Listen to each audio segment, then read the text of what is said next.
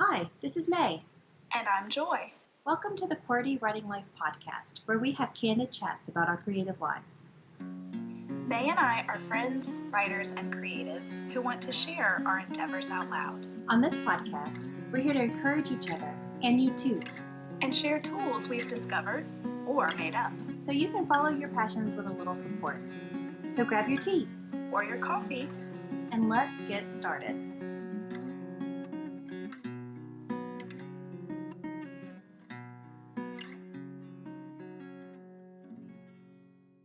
Hello, everyone. It's another week.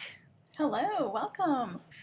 We are so excited to be here with you, and this is kind of an episode that we've been preparing for a really long time, and we're excited to share. It's going to be about getting the most from your creative courses, webinars, or workshops. But first, let's talk about our creative weeks. Joy, what did you do? So the past few weeks, I've told you guys before about all of the great programs that my library's been doing for summer reading, and my daughter is in the teen program, and so they have all sorts of fabulous classes like sculpture and, all these amazing things, right? They also are doing cooking classes, and so I have been able to kind of participate in that with her, because, she needs an extra hand in the kitchen, getting everything going and handing her things to whisk or to whatever. And so this past week was a Mad Hatter tea party. It was the cutest thing ever. And it was also delicious. They made cucumber sandwiches, and these are not your grandma's cucumber sandwiches. They were delicious, which I always kind of liked cucumber sandwiches, but maybe I'm weird.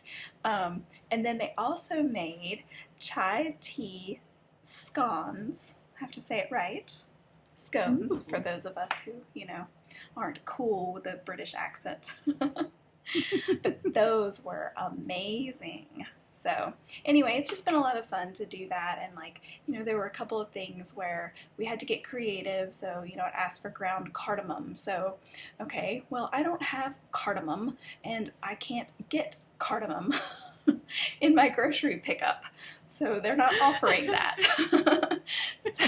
So I looked up online, and you can do equal parts cinnamon and nutmeg to make your cardamom. So, little fun, creative workarounds for things like that. Yeah. That sounds like so much fun.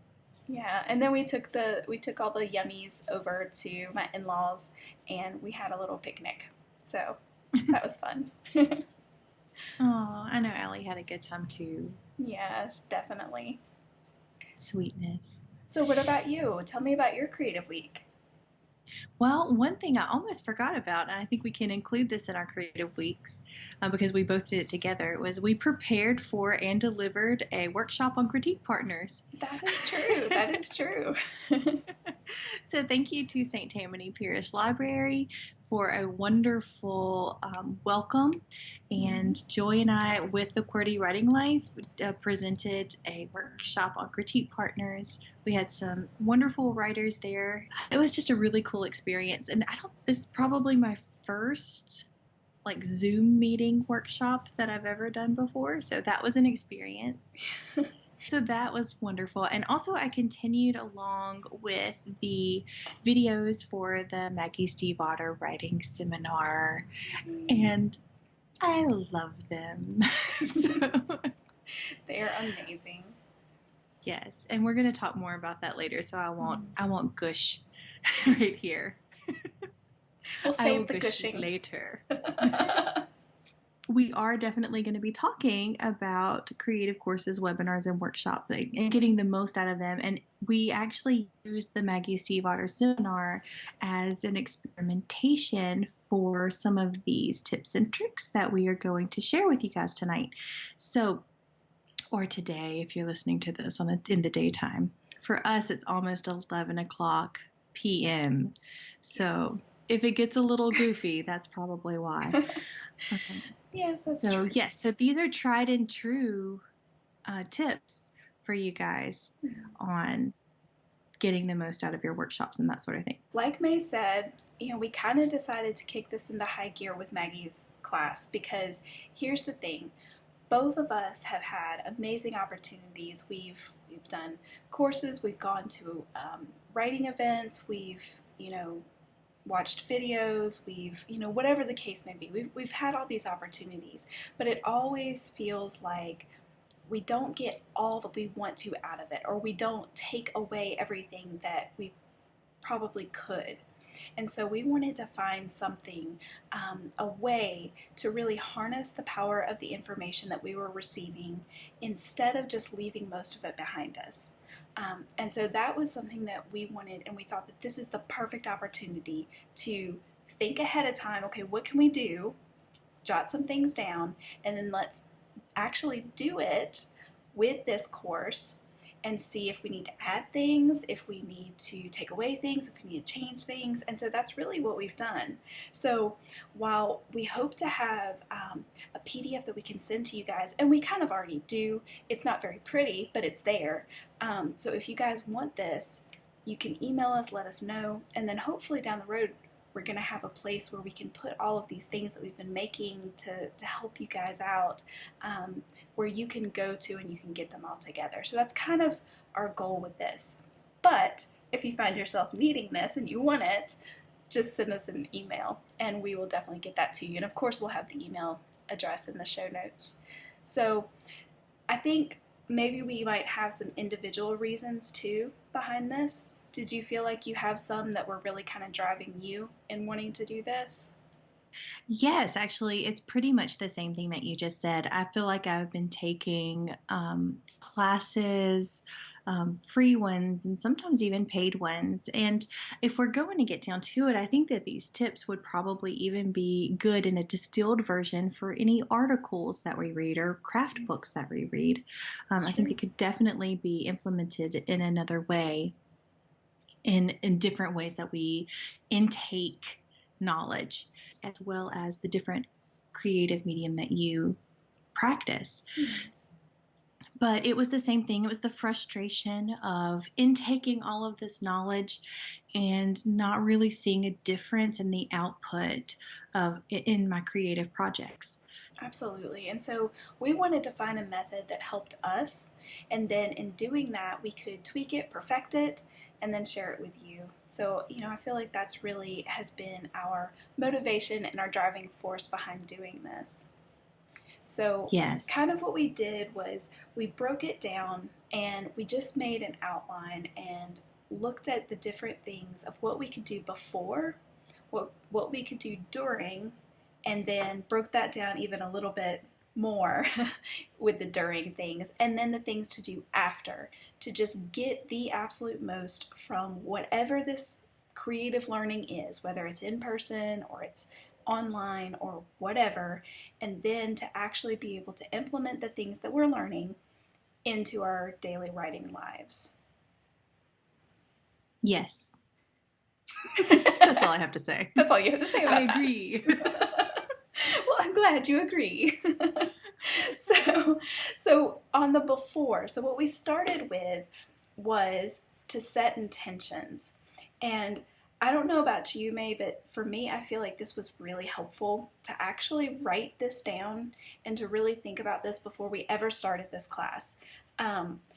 I wrote down why I chose to do Maggie's course. And then I wrote down what I wanted to get from it, what I wanted my takeaway goals to be from this course. And I feel like that was, in some ways, it was almost like setting up a mission statement of sorts for what I wanted this to do for me, where I wanted this to take me. And what I like about what you just said there is that you had to actually look at your own creative gallery and say, I need to learn more about X, Y, and Z.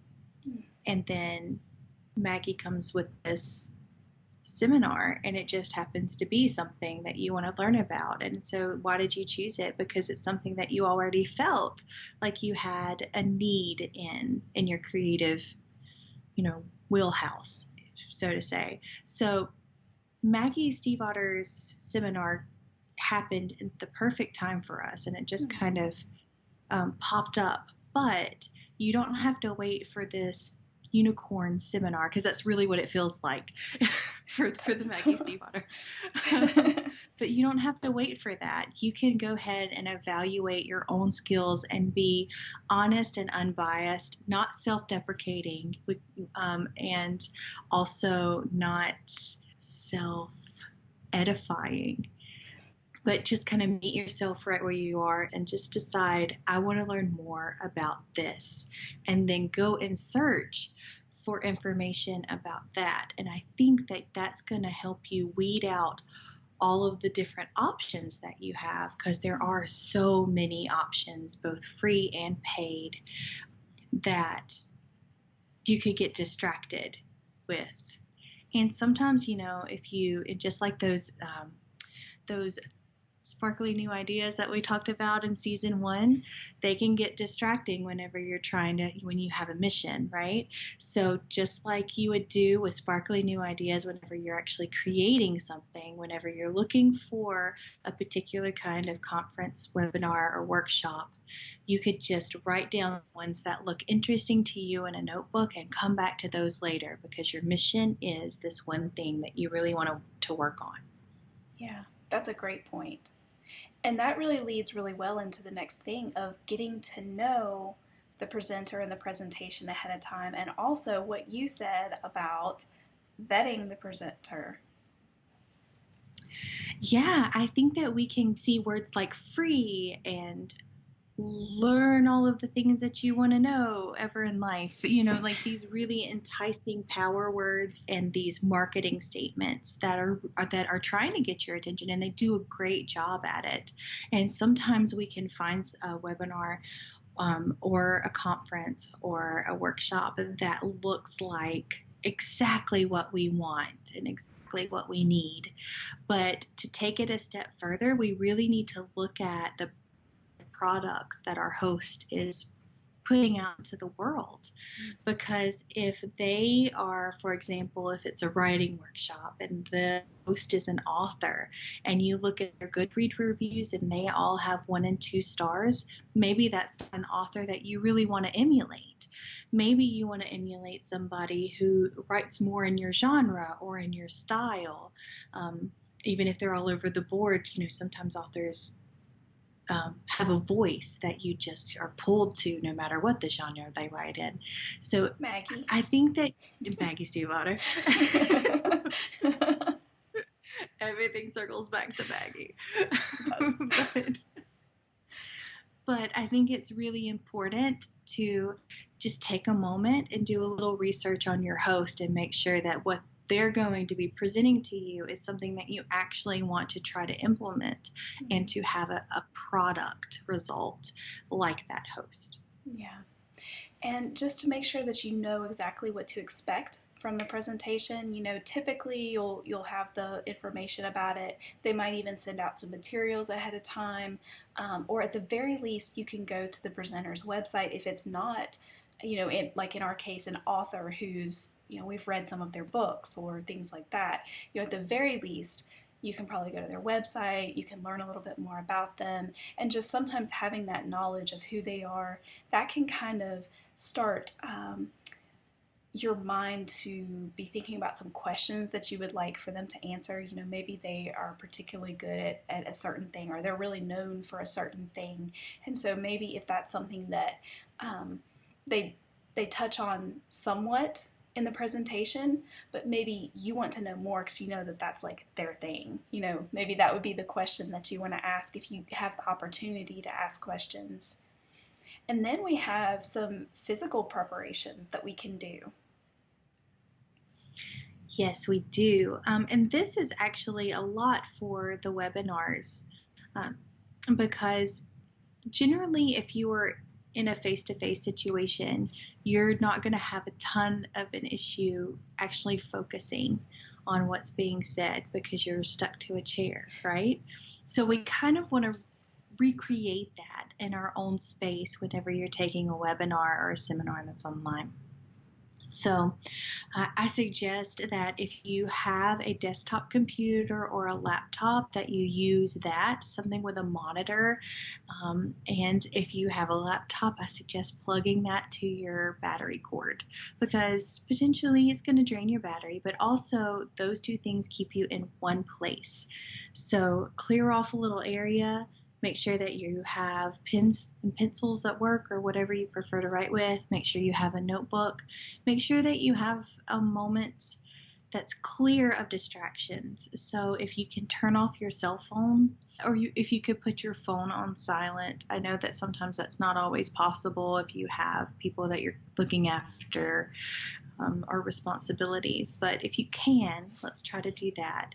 And just have a comfortable chair and prepare to have a singular focus only on that information that you're being presented. Yeah, and another thing is to kind of set aside, and we were talking about this earlier about how much time it really took us. So the way that this course that we just did is set up is, Maggie recorded all of these videos, and so we have all 28 of these videos and counting. Like she's adding some Q&A videos as we go, but we have all these videos at our disposal to watch when we want. We know how long each video is, but what we're finding is we need to set aside double the time. So if a video, for example, is 20 minutes, we need to set aside an additional 20 minutes for our reflection and our being able to go back through our notes and kind of make some additional notes that we'll talk about later as to how we kind of mark things up when we look at our notes. And then I also like to pause the video so that I can, write down. Sometimes I even go back and forward and things like that.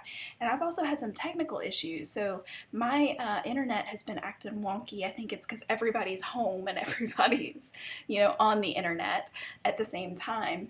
And so just adding at least double the time. So if you have an 8-hour webinar, then tack on an additional 8 hours to be able to process what you're taking in. And I would say even add a little bit more time just to allow for technical things or whatever. Yes. And I think that it's good if you can process the information close to the time that you intake it. Mm-hmm. So if you are working with a 1-hour conference or something like that, make sure that, like, if you have a chance, maybe go to a restaurant afterwards in the city that the conference will be taking place, and spend some time sitting down while you're waiting for your food, going over your 1-hour notes. Another thing is that Joy does the processing after each video. Mm-hmm. I also did some processing after multiple videos, multiple hours. So it just worked out that I was taking notes separately from a work that Maggie had put out, and I had not printed it and put it in a 3-ring binder yet. So I guess maybe around video 26, I started going back, started at the beginning, writing down my notes in the actual workbook that Maggie provided. So what that did was I'd already gone through videos 1 through 26, which was multiple hours of seminar, and it kind of brought me back to those abstract ideas that she talked about at the beginning and helped solidify those, because I had all of this other knowledge from the other videos to connect with those. Mm-hmm. So maybe you don't have a moment or a break in a conference to sit down and go over your go over your notes and process those. So I think it's totally fine to go home and maybe the next day you start back at the beginning and remember, with the new knowledge that you have of the end of the lecture, maybe the beginning will have some extra spotlights there. Yeah.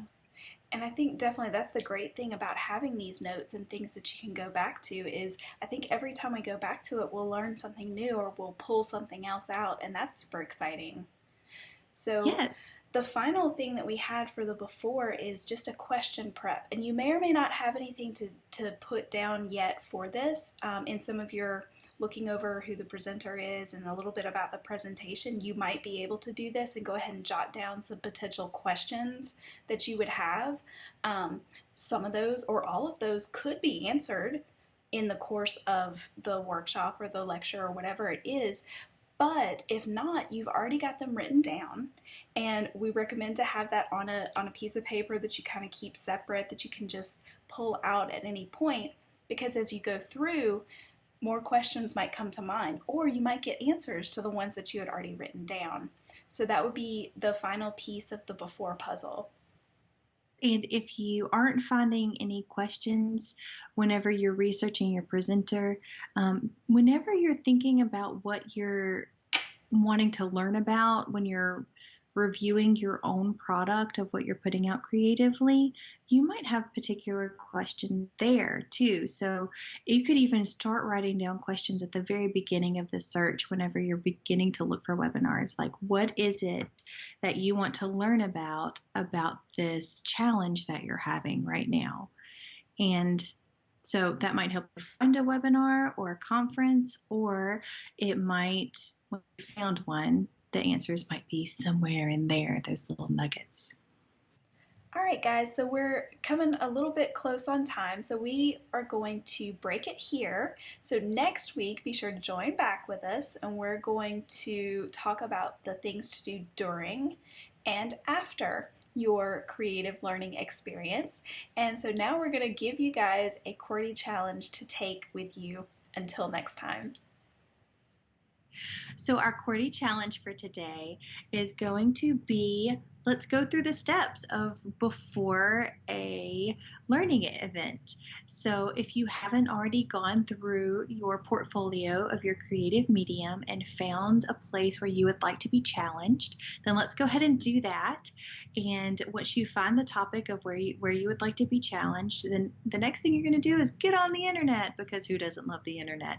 And you'll do some searching and try to find you an online or in-person experience of learning about the thing that you want to learn about. So at that point in time, once you find some options, go ahead and find 2 or 3, because you're also going to need to vet the host and set your takeaway goals and that sort of thing. So go ahead and find 2 or 3. Then you'll have choices at that point in time. Go ahead and vet your host. Look at their product. Look at the way that they speak on their website or on social media. Make sure that resonates with you, and then choose which one that you would like to participate in. Remember, this can be free or it can be paid. It can be in person or it can be on the internet. There are really no limitations here other than what you need to learn. So next week, when we talk about the during and the after, you'll be using whatever lecture or webinar or workshop or seminar, whatever you choose, you'll be using that in next week's episode as well for the during and after a learning experience. Have fun! And have a great week. We'll see you next time. Bye! Bye! Thanks for listening until the end. Seriously, you're a trooper. Do you think QWERTY Writing Life is the bomb? May, you just said the bomb. Don't you censor me. If you think QWERTY Writing Life rocks ice for real, oh my word, please rate, review, and share us with others. If you have questions about this week's episode or want to start a conversation, you can reach us by visiting QWERTYWritingLife.podbean.com. We'll be back next week with more candid chats for you.